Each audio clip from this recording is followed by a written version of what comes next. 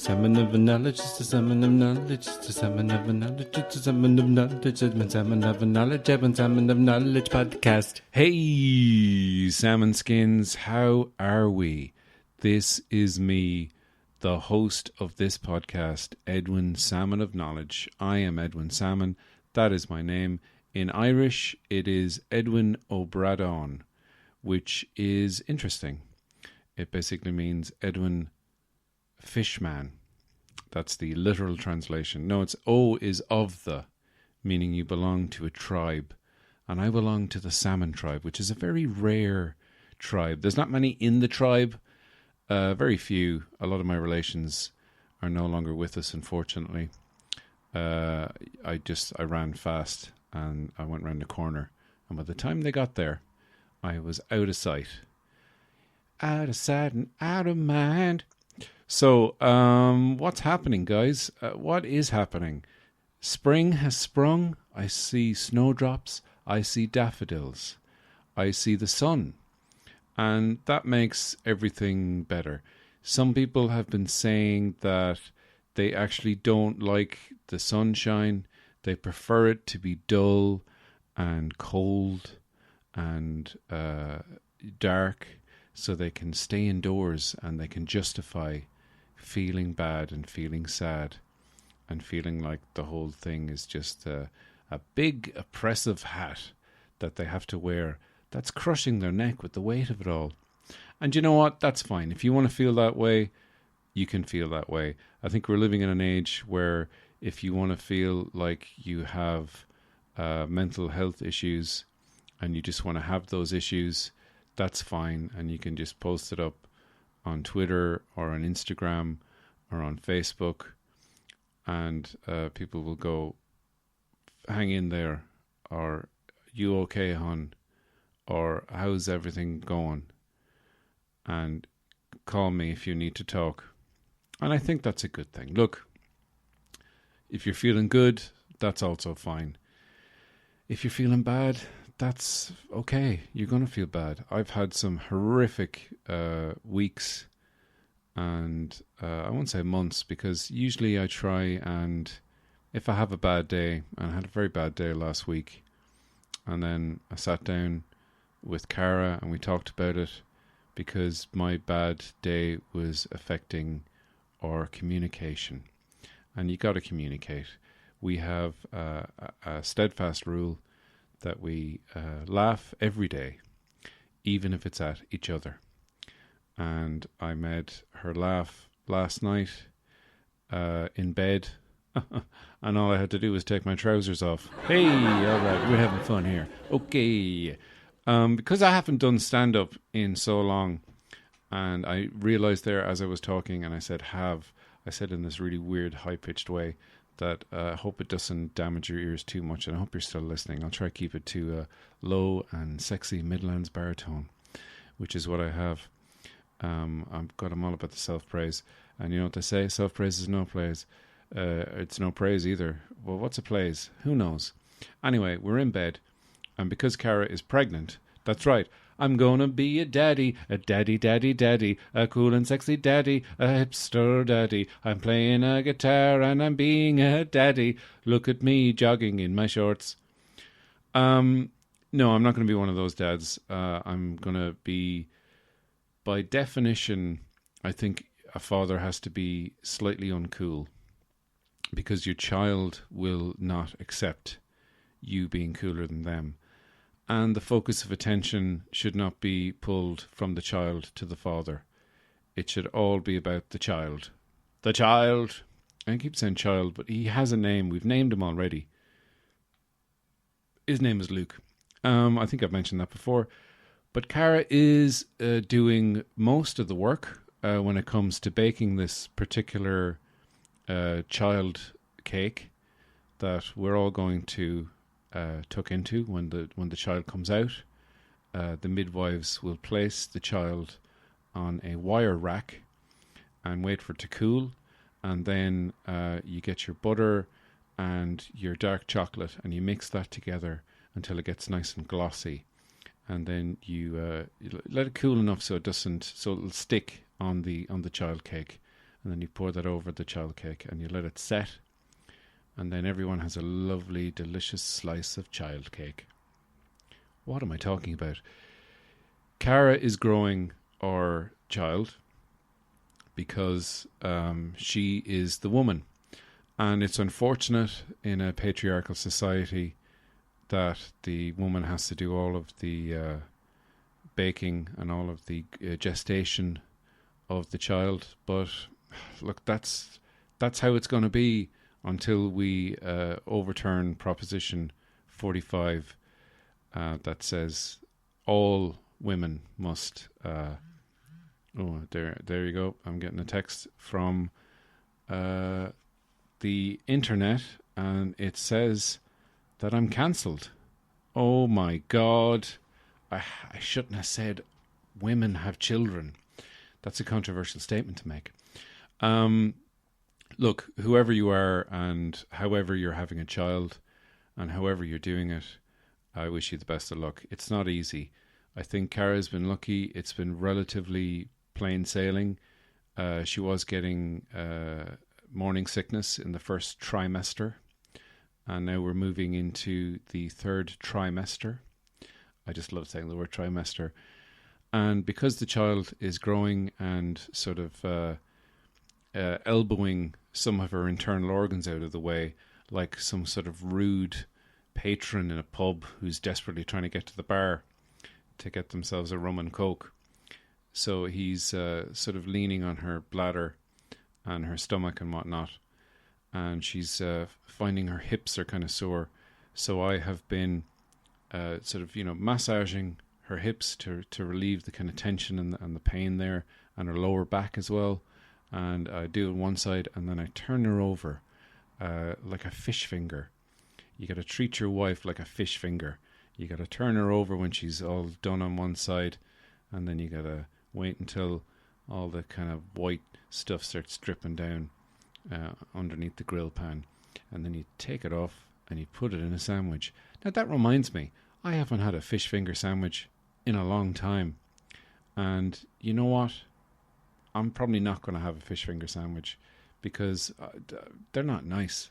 Fish fingers, I mean, they're okay. Fish fingers and beans. I certainly won't be having any Weetabix with beans. That was a very clever thing that Weetabix did. I don't know if you saw that.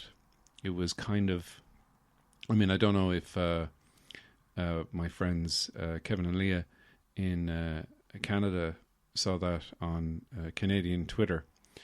Canadian Twitter is probably all just ice hockey and being sound and smoking legal weed. I'm sure I'm oversimplifying Canadians.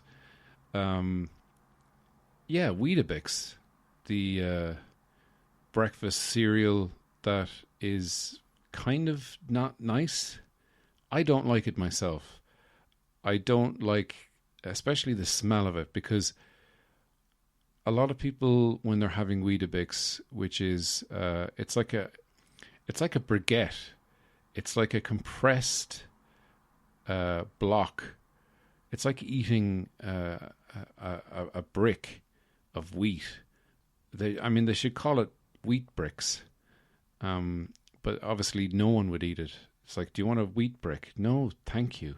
That's like saying, do you want a corn shirt? Well, not exactly, but kind of. But I don't understand. I mean, I get people like it because it's, fills you up. It's got good energy. But it actually reminds me of, especially when you have it with hot milk. Warm milk, Weetabix, crush, mix it all up. And some people put a little bit of sugar on there. Like when I was a kid, I used to just think that everything tasted delicious. But that's because I used to just pour sugar on everything.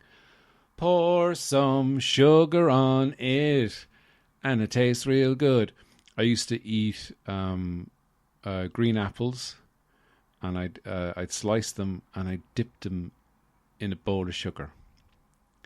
And that is not a way to eat nature's candy.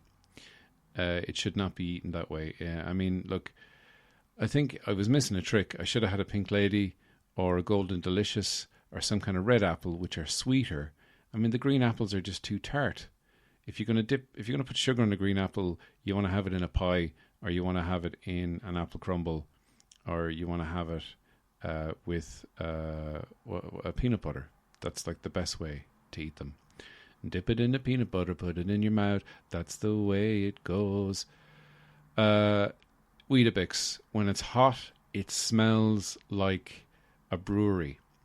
Very specifically, it smells like the brewery in Cork City. When I lived in Cork City, in the south of Ireland, dans le sud de la Paix, all my French speakers, it had this weird, when they were brewing the Murphys, it was like, the hops or whatever, they'd have to roast the hops, and where I was living was quite near it, and when the prevailing winds would deem to prevail that way, they would waft this hot smell up my nostrils, and I just thought, God, someone's eating a big bowl of Weetabix. And I never really liked it. And Ready Brek was another one. Ready Brek, which is like the sort of child version of porridge. I've kind of gotten into porridge though recently, and I mean, I think the trick with porridge is not to eat it just on its own, and to put enough. I like it like a little bit thick. I don't put too much milk in it. If you put too much milk in it and heat it up, it's kind of like hot snot. But I put like nuts in it, and I put maple syrup in it, and I put banana in it sometimes, and sometimes I put cinnamon in it, and it's delicious. I think the moral of the story is add as many delicious things as you can to something, and it will overpower the original host food. Infect it like an alien with lots of delicious infections. Because, look, we had Pancake Tuesday, which is some people's favorite time of the year. But for me, like, we had pancakes on the Wednesday. Because, like, I got all the pancake stuff. I mean, we had eggs and flour and milk, and that's it. That's the 3 ingredients, and I just do it by eye. But whenever I go home to Offaly, which is very rarely these days, I was there just before Christmas for a couple of days, but I haven't been there since. But usually my mother hi Anne, will make some pancakes. And here's how I like my pancakes. Now, my father, Jerry, or Captain Jigsaw, as I now call him, because his new superpower is putting together 1,000-piece jigsaws, he likes the sort of bog standard traditional pancake, which is just a pancake with lemon juice and sugar. Again, adding sweetness to something that's quite tart. And he'll just smother it in that. And he'll put a bit of butter on it as well, which I don't do because I fry my pancakes in butter. And that's the only way to do them. Now, I like strawberries on my pancakes. And yes, you're buying them, and yeah, they're maybe out of season because they don't grow all year round, so it's probably not good for the environment. But I'll get a couple of pancakes, and I'll make myself a pancake sandwich. Strawberries in the middle, and then smothered with maple syrup or honey, but maple syrup is preferable. Now, the only other thing I do like with pancakes is I like them with bacon. And that's only a recent thing. I mean, I don't think that was really that popular. It's more of an American thing.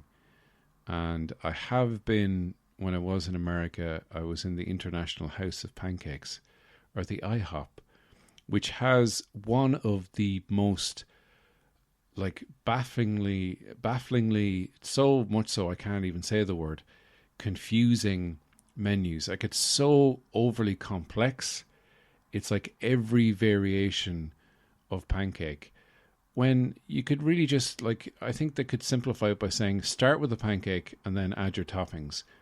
But they have every combination of pancake. It kind of reminds me of that Monty Python sketch about Spam. Oh, there's egg and bacon, egg, sausage and bacon, egg and spam, egg, bacon and spam, egg, bacon sausage and spam. Spam, bacon, sausage and spam. Spam, egg, spam, bacon and spam. Spam, egg and spam. Spam, baked beans, spam and spam. Oh, lobster thermidor, crevettes with Mornay sauce, garnished with truffle pancake brandy and a fried egg on top and spam. Yeah, it's like that, but with pancakes. And they weren't that good. I don't like them too thick. They like them sort of small and thick. That sort of describes some Americans. But I like them kind of thin and big, which describes other Americans, but mainly Irish people. We had pancakes. I threw blueberries in there. I didn't put it in with the batter. I just basically got a ladle, put the pancake in, and then just sort of casually flicked some blueberries in there and turned it over. And I was kind of worried that it wouldn't fully cook in between the blueberries. Like the blueberries were acting like casters on the bottom of a chair, unnaturally lifting the pancake from the surface of the pan, and it wasn't going to cook evenly. I was worried about it, but it turned out delicious in the end. And happy Pancake Tuesday to everyone. I hope you all had a safe and soulful Pancake Tuesday. And of course, Pancake Tuesday or Shrove Tuesday, which was a small burrowing animal that people found delicious in the 17th century, and they used to eat shroves. They used to mix it into pancake batter, and they deep fry it and eat them. And they were so delicious that they actually were eaten into extinction. Shroves, small woodland animals, much like a shrew or a field mouse, that don't exist anymore. And you know what? That's a crying shame. Guys, we're going to take a little break, and we're going to be back right after these French messages.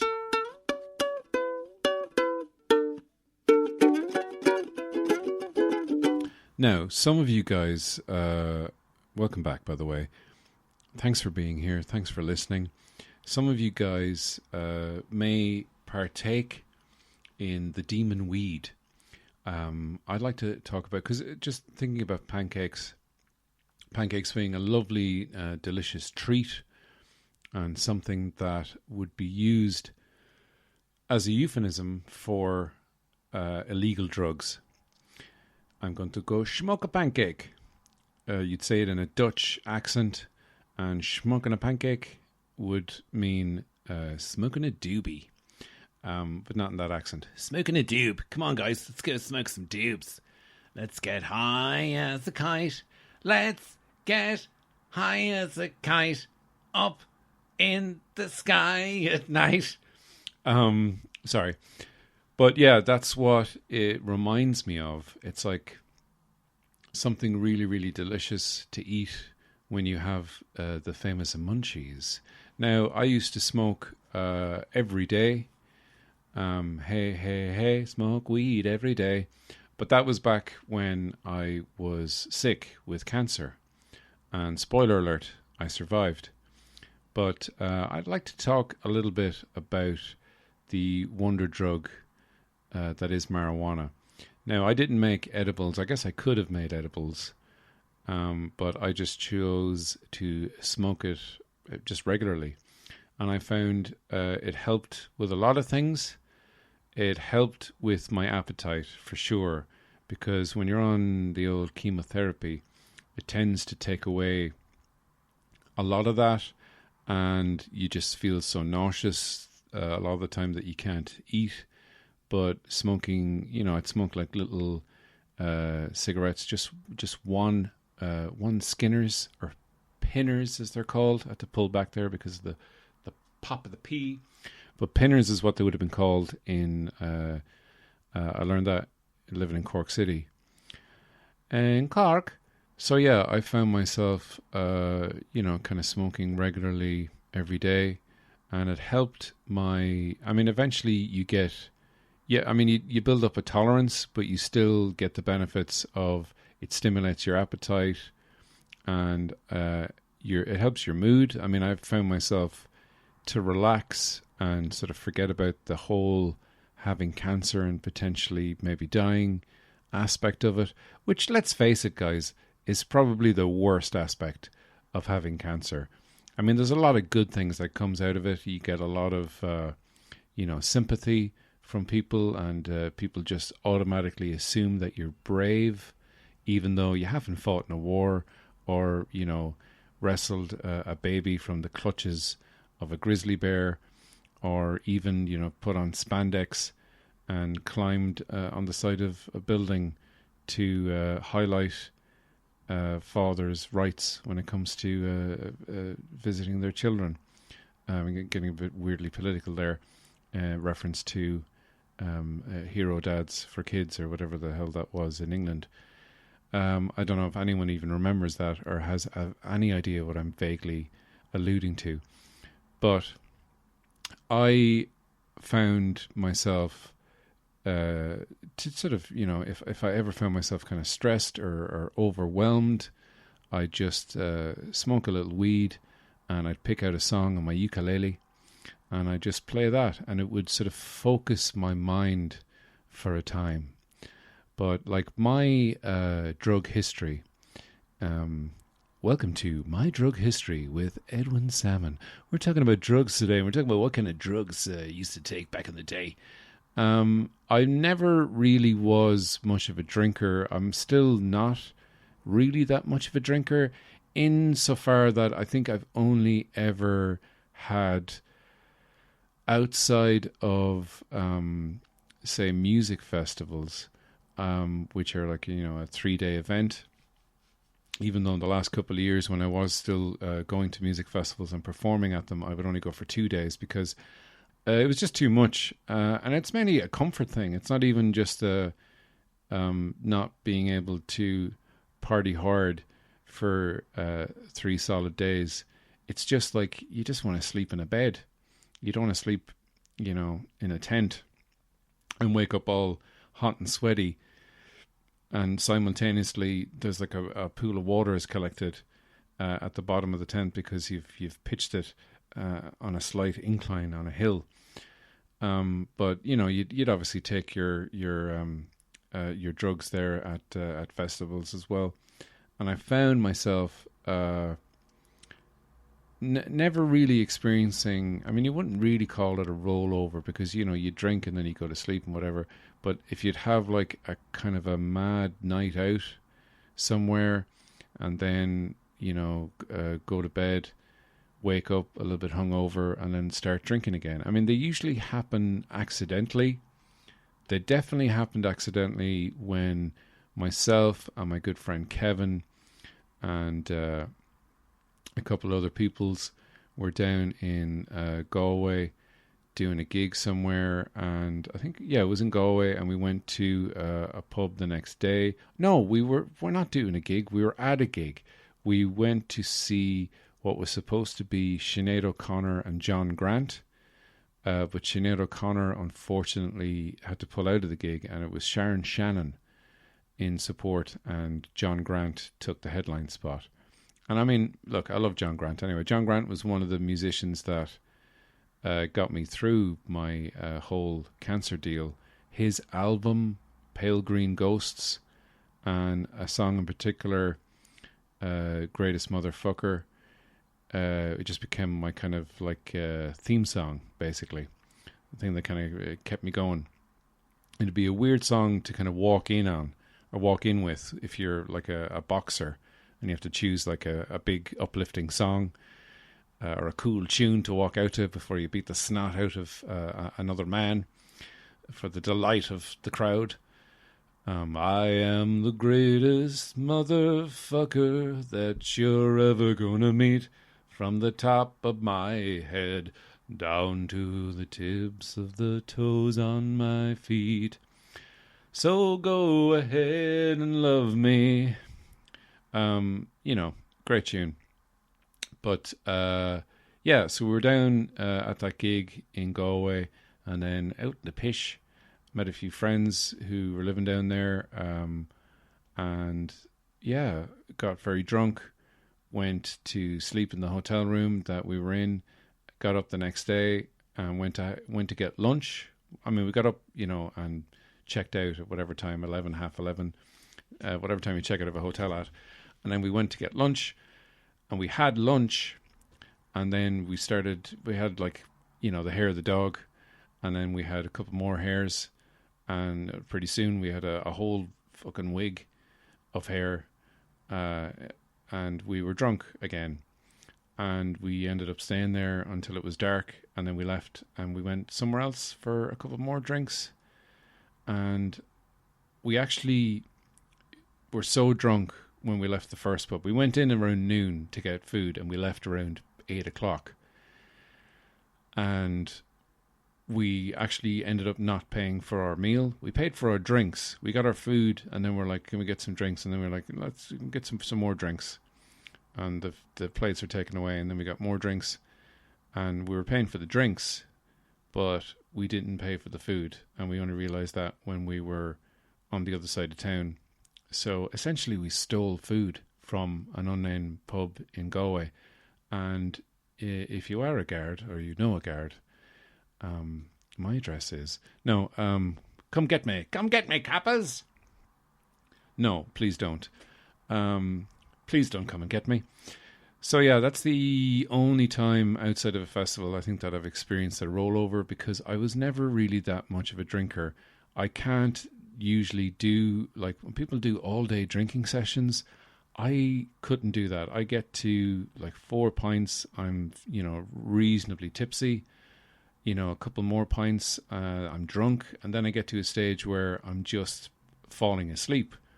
I don't have the ability to stay conscious in order to drink all day.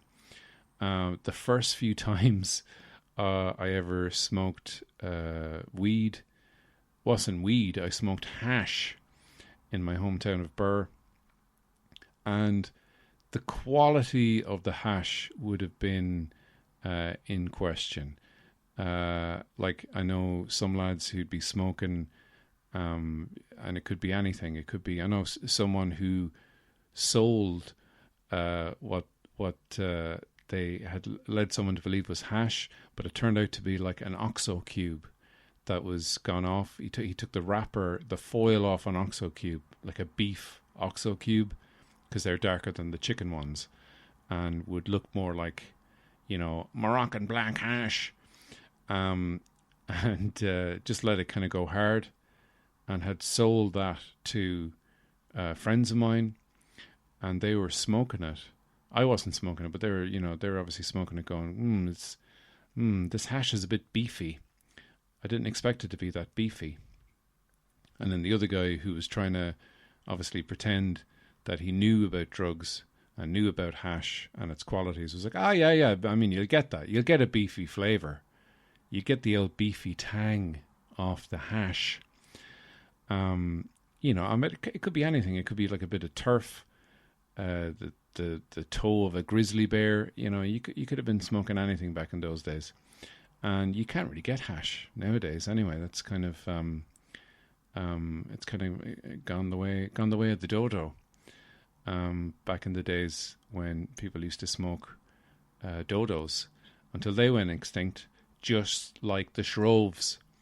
So we've come full circle, guys. We did it. Amazing. I don't want you to be with that guy. I just want you to be with me now. I'm your man and you're my woman that you see. I don't want you with him, I want you with me. Be with me, don't be with anyone else. I don't care, he's gonna leave you on a shelf. He's gonna put you in a jar and leave you there. Just like sugar in a kitchen, don't you dare. I don't want you, you're my woman, I'm your man. I don't wanna be with anyone I can. You're my woman, you're my woman, I'm your man. I'm your man, I'm your man, man. Guys, I just want to mention something. My brother-in-law, Neil, hi Neil, long-time listener, first-time brother-in-law. I've never had a brother-in-law before. Now I have two of them and two sisters-in-law. But Neil was talking about, I hope Neil doesn't mind me mentioning this, he has a wart on one of his fingers. And I was talking to him and I mentioned that I used to have warts. And like he has tried, I don't know if he's tried freezing them off or burning them off. You can get these like, you can try and kill a wart in the same way that Arnold Schwarzenegger tried to kill the T-1000 in Terminator 2 Judgment Day. You can freeze it with liquid nitrogen. And, you can actually just buy the, Wartner, I think is the brand name. Now, I did that for a tiny little imperfection of a wart that I had in my hand. But when I was, say, 14 years old, I had a wart on the thumb on my right hand. And I had another one at the top of my middle finger on my left hand. The finger that I would use to flip off all the nerds in school and go, hey, take this, nerd. I'm giving you the finger. Because I was a big bully. No, I was the nerd. I didn't flip anyone off. And we didn't call it flipping off. You do that with pancakes. Hey, pancakes, come again. There's definitely, Pancake is going to have to come be in the title of this episode somewhere. And the reason I didn't like the warts. I thought they were ugly.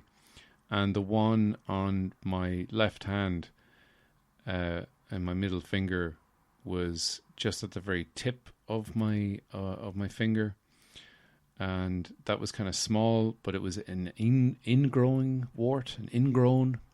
And then the other one on my thumb was kind of bigger, and kids in school would, make fun of it. I think I had it from when I was 10 years old. I handled some toads incorrectly, and that led to me getting warts on my hands. So I learned my lesson. Whenever I see toads now, I keep a healthy distance away from them. And I tried cutting it off a couple of times, like with the little scissors, which you just don't do that. I wouldn't recommend it. I don't know why I did it. I did it like maybe 2 or 3 times, and I thought like I'll just chop it off, and it was kind of painful, and you're leaving yourself open to infections there. And then eventually I learned to live with it. It became my burden. And my mum, hi Anne, she tried all of the scientific methods that were recommended at the time. She got a piece of a rasher, or bacon, if you will, and she did the sign of the cross on top of the wart, and then she buried that bit of rasher in the garden. And the idea is that, obviously it's very scientific.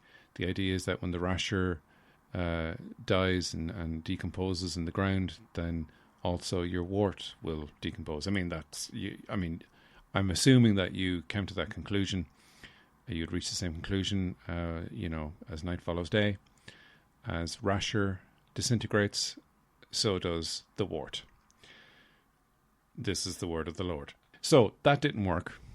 And I was like, it's fine. I don't care. I don't mind. And I don't think they had those freeze-dried things back in the late 80s. Freeze-dried warts. Perfect for any witch's larder. Perfect for the spice rack of the witch in your life. Spice up your life with freeze-dried warts. So I didn't really care, but then I wanted to learn how to play the guitar, because my older brother Julian had bought a guitar that he was going to learn how to play, but I contend that the only reason he wanted a guitar so it would look cool in his room, because they do look cool.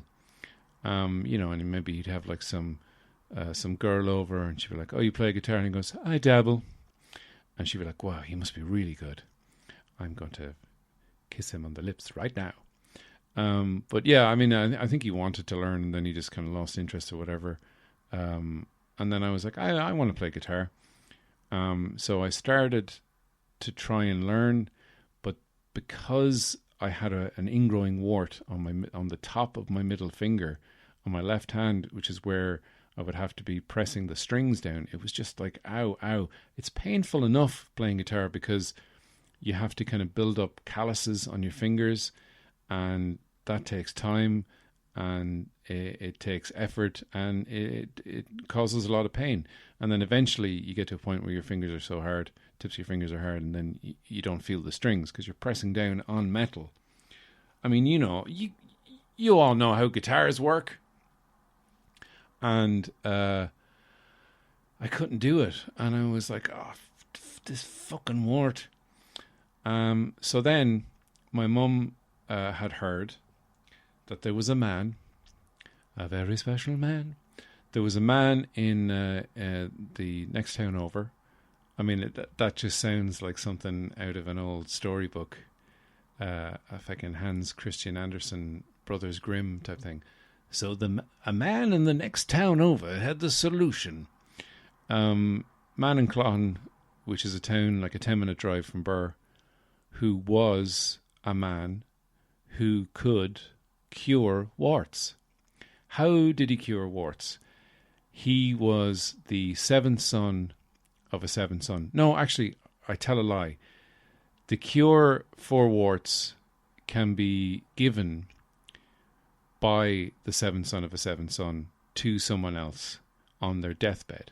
So this man who was dying, who was the seventh son of a seventh son, not to be confused with Seven Brides for Seven Brothers, they, as far as I know, can't cure anything, except they can kill a mood by singing about marrying women in a very questionable musical.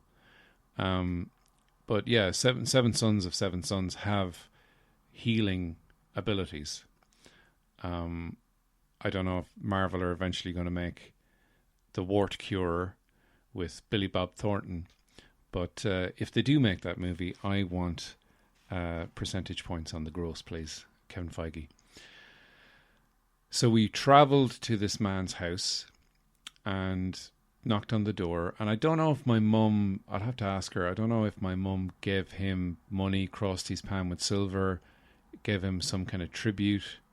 I think you kind of have to. I don't know if she like baked him a tart or something, or thanked him in any way, but he like answered the door, and he'd obviously was used to people calling around with warts that needed curing, and he like looked, he took my hand in his big sausage-fingered country, dirty under the fingernails hand, and looked at my warts and was like, "All right, okay, yeah, all right," and kind of was like taking it in, and then he just said, "All right, I'll say a prayer for you," and we left, drove home, and I don't know what I was expecting, but I tell you, I mean, I was expecting something, and nothing happened.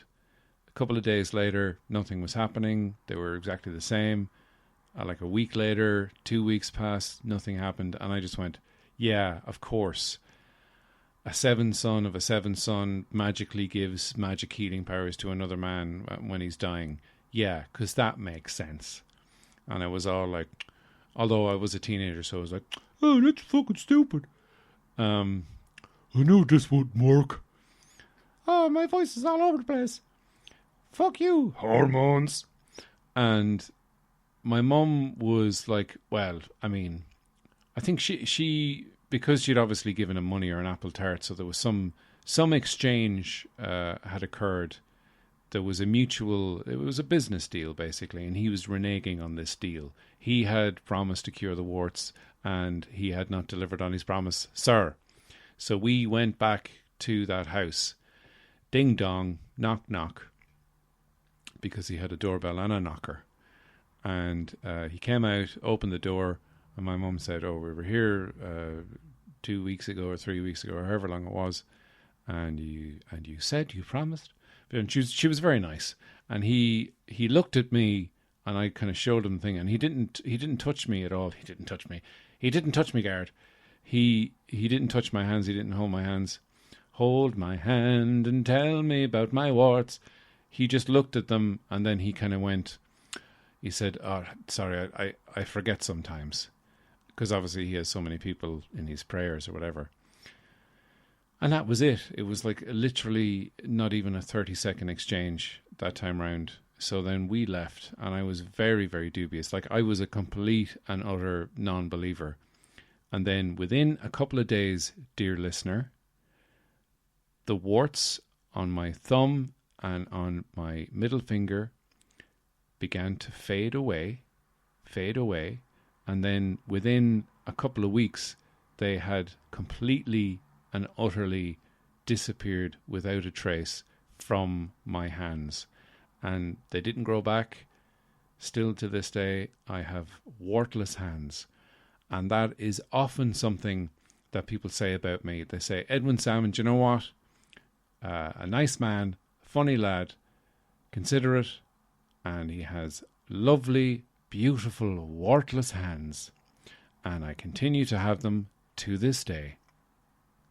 So, guys, thanks very much for listening. If you want to listen to all of my episodes, they're all available on Spotify and Apple, recently on TuneIn. They're, wherever you get your podcasts, my podcast is there. If you have a minute, if you could give me a review, and hopefully a favorable review, that would be wonderful. You don't have to give me a review, but it helps push the podcast into the ear holes of someone who might enjoy it. If you know someone who might enjoy this podcast, let them know. If you want to follow me on Twitter, on Instagram, you can do that. You can follow me on Facebook. Friend me on Facebook. I don't really use Facebook anymore, but if that floats your boat, go for it. If you want to support me on Patreon, you can. There's lots of bonus stuff up there already. You can read the book that I'm writing, which, hey guys, guess what? Writing a book is hard. So hopefully when I finish it, someone will want to publish it. If not, I'll just do a GoFundMe and publish it myself or something. I don't know. Who knows what I'll do. Also, there's another podcast that I'm involved in with my good friends Trevor Brown and Andrea Farrell. And the first episode of that podcast is out. It's up on Spotify and Apple and wherever you get your podcast. It's called the Cine Stream Club. And the first episode is all about Back to the Future. So, lots of things to listen to and enjoy. I hope you've enjoyed this. Please stay safe, stay well. And I'm going to leave you with a cover version of an old classic Irish pop tune that I've made into a soulful ballad. It's the bewitched classic C'est la vie, which is French for That's a Pancake. I hope you've enjoyed this pancake special, which has also included warts and other stuff. And take care, and I'll talk to you soon. Bye. Good luck. I say, hey boy, sitting in your tree, Mommy always wants you to come for tea. Don't be shy, straighten up your tie, get down from your tree house, sitting in the sky. I want to know just what to do. Is it very big? Is there room for two? I've got a house with windows and doors. I'll show you mine if you show me yours. Gotta let me in. Hey, let the fun begin. Hey, I'm a wolf today. Hey, I'll huff, I'll puff, I'll huff, I'll puff, I'll blow you away. Say you will, say you won't, say you'll do what I don't. Say you're true, say to me. C'est la vie, say you will, say you won't, say you'll do what I don't. Say you're true, say to me. C'est la vie. Do you play with the girls, play with the boys? Do you ever get lonely playing with your toys? We can talk, we can sing. I'll be the queen and you'll be the king. Hey boy, in your tree, throw down a ladder, make room for me. I got a house with windows and doors. I don't have any walls, I'm getting them next week. Gotta let me in. Hey, hey, hey. Let the fun begin. Hey, I'm the wolf today. Hey, hey, hey. I'll huff, I'll puff. I'll huff, I'll puff, I'll blow you away. Say you will, say you won't, say you'll do what I don't. Say you're true, say to me. C'est la vie, say you will, say you won't, say you'll do what I don't. Say you're true, say to me, fight like me as well. C'est la vie.